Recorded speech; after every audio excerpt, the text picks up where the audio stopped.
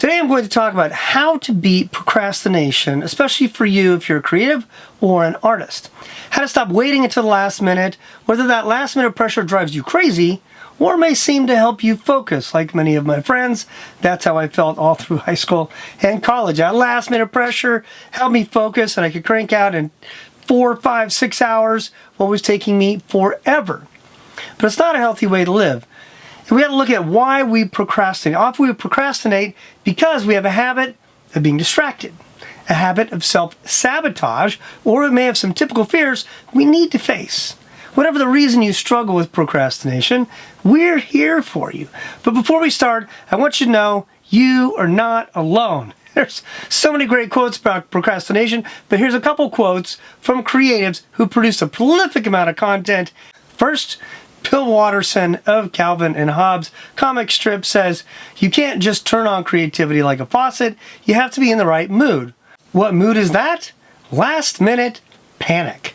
A more serious person, if you prefer, Pablo Picasso. He says, "Only put off until tomorrow what you're willing to die having left undone." No pressure there, huh? One more quote. "God has promised forgiveness to your repentance, but he has not promised tomorrow to your procrastination." St. Augustine of Hippo. So why do we procrastinate? How do we overcome procrastination? That's what we're going to talk about right now. Welcome. I'm Joel Pelsu, President of Arts and Entertainment Ministries. We mentor artists and creative professionals how to grow spiritually and thrive creatively. God has called you into a creative career, you need to know you're not alone. We have videos and blogs and online courses created just for you, and you can find them by using the links down below.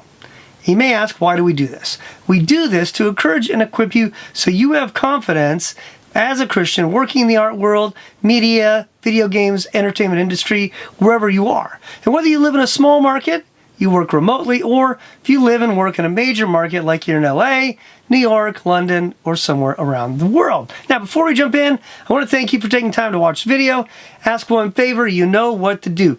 Take just a second to hit that like button and subscribe. Helps us get these videos exposed to more viewers so we can grow and equip more people. With that said, let's jump in. Procrastination is everywhere. Some of us procrastinate about finishing that film, that work of art, that screenplay, while others procrastinate about going to their annual checkup with their doctor. According to Wikipedia, procrastination is the avoidance of doing a task that needs to be accomplished. Why do we procrastinate? Most people procrastinate because of some form of fear. We may have a fear of failure, fear of rejection, fear of living up to our dream, or even fear of failing to execute our genius ideas at the level we have in our minds, the level we intend. First, self-deception. Sometimes our procrastination is actually a form of self-deception. We may tell ourselves, "I'm not writing today because I'm mulling over character development," or "I'm just letting it mull around in my head, kind of germinate." And while that may be a legitimate point, and processing ideas is an important part of the creative process, more often than not. But if we're honest, the best course of action is simply start writing, painting, sketching, composing, shooting the film, whatever it is. Every artist knows there will be drafts and drafts and drafts. The sooner we start the process, the sooner we'll end up with the result that makes us proud. Second, self-sabotage. We have some unhealthy thoughts and mental habits that lead us to believe awful things about ourselves. We're not believing the gospel. We're thinking awful things about ourselves and our audience and our patrons. Often we're so afraid of being rejected in the end that we beat them to the punch. We reject ourselves first. As a pastor, I just want to say, if this is you, please talk to someone who loves you and start talking about how God loves you. No matter what you do, God cannot love you any more than he already does. He loves you so much, and he refuses to love you less. He loved you so much, he sent his son to die for you. And that love is not changing, it's not weakening, it's not failing. It's not about your performance. Start there, and then you can begin to apply that grace to your work and your heart. One book I'd recommend for people, it's been so encouraging to me, is Gentle and Lowly by Dane Ortlund. I'll put a link down below. If you're struggling with self-sabotage, you need to understand God's love for you and Christ's heart for you. It's a great place to start. Third, I want to talk about simple distractions. Who, me? Honestly, sometimes we're easily distracted, and it's no great self-sabotage or self-deception. Of course, when we speak of distractions, what am I thinking of? The dog in the movie Up, who loses his focus every time he sees what? Squirrel. And we have more distractions than ever. Even if we were alone in a studio, we can be interrupted by email, text, alerts, sirens driving by. There's so many opportunities for us to be distracted and lose our focus. Now, watching this, you may say, that's great, Joel. I struggle with all three of those, or one of those, or two of those. But what do I do to stop it? How do I stop procrastinating? I need more than a diagnosis. Well, here's some tips to overcome procrastination. First, eliminate distractions. I'm not sure if we can eliminate all interruptions in this day and age, but we have to do our best. If you work on your computer or phone, this means turning off all notifications. For some, this means investing in some noise-canceling headphones. They're not that expensive. You don't have to buy the several $100 Bose version. You can get a cheaper version from Sony or something else pretty well. Listening to either turning off the music and just blocking out, or listening to a soundtrack to help you just kind of focus. Whatever soundtrack gets you in the mood, gets the creative juices flowing. But for people creating music or rehearsing lines like an actor, you need a private place to focus. Could be a closet, garage, studio. Find what works for you and protect that process. 2, schedule bursts of time for overcoming procrastination. This tip is to schedule bursts to work or create segments of time. One of the most popular versions of this is the Pomodoro effect or technique. Break down your projects into a 25-minute increment, then take 5 or 10 minutes off. 25 minutes really focused, 5 or 10 minutes off. For some people, 90 minutes for deep work is optimum. Turn it off, go for 90 minutes, and get up, go for a walk for 10 minutes. Come back. Find your rhythm. But do it so it never seems overwhelming and you don't allow too much time for a project where you just start to grind to a halt. I'll place a link below for that Pomodoro technique. You can look it up on the Google App Store or iOS Store, whatever you use. Wherever you look, you can find something. 3, put it on the calendar. If it isn't on your calendar, it probably won't get done. Take the time, write down the days and hours you need to spend creating, collaborating, whatever it is. Unless you live alone in the woods and have zero distractions, this is essential. And frankly, I grew up in Colorado, even at a cabin in the woods. You've got deer or elk walking by, or birds flying by, or bugs and bees buzzing. There's always something. Maybe beautiful, but it's still a distraction. So you need to block things out. Block out and schedule your time to create. Consider your creative time as an appointment. Put it on your calendar. And someone says, hey, can we get together? You say, actually, I have an appointment. I already have time blocked out. Let's do it some other time. Protect that time. Put it in the calendar. Treat it like real work, and you'll be amazed how much more productive you are. Number 4, just get started. Don't wait to be perfect. Start creating drafts, and then more drafts, and painting, and sketching, and composing. If you're a perfectionist, this is often very freeing. Veteran artists, you already know this. You need to let go of the idea of your work will come out as a perfect finished piece the first time. Amadeus, Mozart, 1 in a million. The rest of us, we got to work through this process. Just have fun with it. The more you create, the more you learn. So get started, make lots of art without expectations of perfection. Go create a ton of art and then throw away the bad drafts. The sketches, the composition, shots, choreography, whatever it is. It is freeing to do it this way. So don't wait. Start. Just get going. In the business world, they often say you can't steer a parked car. Don't get stuck in the paralysis of analysis, overthinking. You got to get movement, then you can pivot. You get momentum, then you can iterate. But it only comes after you are in the process actively creating. So just get starting and see how those juices flow and keep moving. Number 5 is create habits. This is so your willpower is not interrupted and drained and tempted to give up.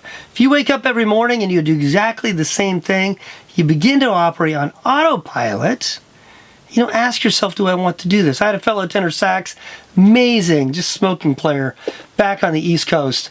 And he always woke up with his saxophone on the stand right next to his bed. He was single at the time. I don't know if he still does this, but He would practice 30 minutes before he even went down for a cup of coffee or breakfast. And he woke up and he practiced immediately. So he's cranking things out. And because it was a habit, he never had to think about it. He didn't skip a day. Find parts of your day where you can create habits that train your brain to automatically get to work on those creative projects. Think about this. What do you do when you wake up? Get a glass of water, tea, coffee, and then write for 30 minutes, play for 30 minutes, do choreography. What is it? How can you just build that into a habit so you don't think, you just do? For some people, it's after dropping off the kids, you get back home, immediately go into it. Or after the kids, if you got little ones, it's when the kids go to sleep. That's what I found. Kids go to sleep, you have quiet, now you can really focus. Whatever it is, first time you get in the studio in the morning, instead of checking email, write, paint, create for 90 minutes, or do the Pomodoro technique, whatever works. But make it a habit. So it's every day or every time you go in the studio, you do the same thing. And that way, like runners learn, you don't want to be asking yourself, do I feel like training for a marathon today? Do I feel like running? You don't feel like running. But you wake up, your shoes are there, you put them on, you just go. You don't think about it. And afterwards, you're so thankful you created this habit. So you are like an athlete with your creativity. Treat yourself that way. Take it seriously. Build habits so you don't have to drain your willpower each day. Am I going to do it? I'm not going to do it. No. Save that for other things. Just get to work. Just create and continue to create great works. 6 is face your sense of dread. How do you do that? You get specific. I love this. Søren Kierkegaard, the Christian existentialist philosopher, has many wonderful ideas, very interesting character. But one in particular that's always stuck with me was his analysis of that sense of dread. We can become overwhelmed with dread when we face too many choices, and we fail to get specific about what exactly we fear, or what we are trying to accomplish. You see, as long as our fears remain vague and nebulous, they aren't fears we can conquer. They're a vague sense of anxiety and dread that cannot be tamed. What we need to do is name the fears. What am I afraid of? Is it the patrons? Is it the critics? Is it my colleagues? Their opinion of me? You've got to name the actual fears, describe your concerns, write it down on paper, define your goals. Now, often when you name your fears, you can begin to address them. One of the best techniques for this, individual fears, is to ask yourself, what is the worst that could happen? Just paint the picture. You put this work out there and people just pan it. Your art is rejected, your fans hate it, whatever. And here's the key. Next question. The follow-up question is the key. How can you recover from that failure or mistake? True fans know you're going to have a bad week. Even video game developers, they give a bad game and people are still ready to give it a go for the next Call of Duty, the next Halo, the next whatever game you're into. People want to recover with you and they're rooting for you. So think about what your true fans will do, your true patrons. Your career is not over. No, your true fans are not going to abandon you. So you have more opportunities to succeed after that failure. Even if you fail spectacularly, get back up. There's more opportunities. Once you realize that, you can take the risks. And you're not afraid. You don't have that sense of dread. So there you go. How artists can beat procrastination. Just a brief assessment and some tips to help you beat procrastination and make those masterpieces you're longing to create. Quit letting it slip away because you're just not getting the work done. So kick anxiety and dread to the curb. Don't waste that mysteriously wonderful gift you have been given. Was this helpful to you? Do you have some new ideas that'll help you beat procrastination as an artist and as a creative? Do me a favor, hit the like button, you know what to do, subscribe to our channel, check the links down below for any of the content and the courses, all the online stuff, and that book I mentioned by Dane Ortland, Gentle and Lowly. And I want you to share with me, what tips and techniques do you have to overcome procrastination? How have you overcome those fears? Share those down below. And then I want to make a point. Don't procrastinate by watching 20 other YouTube videos on this topic. Stop, go create. If you want to watch another one of our videos, okay, you can watch a few of our videos. But set a timer and get back to work. Go create. Use these techniques and go make what God has inspired you to create as a gift to your audience.